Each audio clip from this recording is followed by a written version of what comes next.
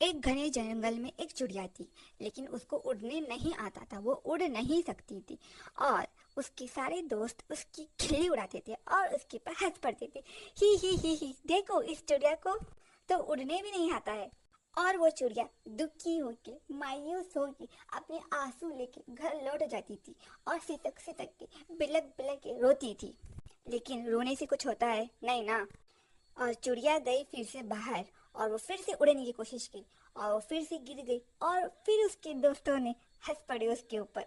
ही लेकिन उस दोस्तों के दौरान जब दोस्त हंस रहे थे उनमें से एक चिड़ी खड़ी हो गई और उसे हौसला दी कि तुम उड़ सकती हो। और उस चिड़िया ने कहा, उड़ान पंखों से नहीं होती बल्कि उड़ान हौसलों से होती है। और फिर से सारे दोस्त उस पे हंस पड़े।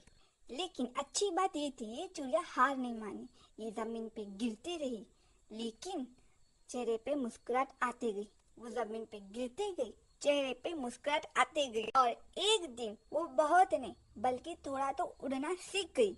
इस चिड़िया के अंदर खास बात ये थी कि वो खुद पे भरोसा करती थी। चाहे उसके दोस्त हंसो या उस पे दोस्त ना हंसे, ये खुद पे बिलीव करती थी। और एक दिन ये प्रैक्टिस करते करते ये उड़ना सीख गई और सारे दोस्तों के आंखें फटे के फटे रह गए। ये ऐसे उड़ी थी जैसे आसमान में एरोप्लेन और ये ऐसे कट रही थी जैसे जमीन पे हम लोग स्कूटी पे कट मारते हैं। तो हमें इस कहानी से ये सीखने को मिलता है, डर तो सबको लगता है पर उड़ान वही करता है जो खुद पे भरोसा करता है। अरे रुको रुको, और एक लाइन मारना बाकी है। और वो लाइन ये है, जो गिरकर भी खड़ा होता है आखिर में वही ऊंचाई छूता है। तो गाइज मेरी ये स्टोरी कैसी लगी, प्लीज़ पसंद आई तो प्लीज़ लाइक करो, शेयर करो एंड सब्सक्राइब करो। और आपने कहाँ का उड़ान दी है, मतलब आपने कहाँ का बिलीव किया है अपने आप पर, उसका एक्सपीरियंस मुझे शेयर करो कमेंट में लिख के। Thank you.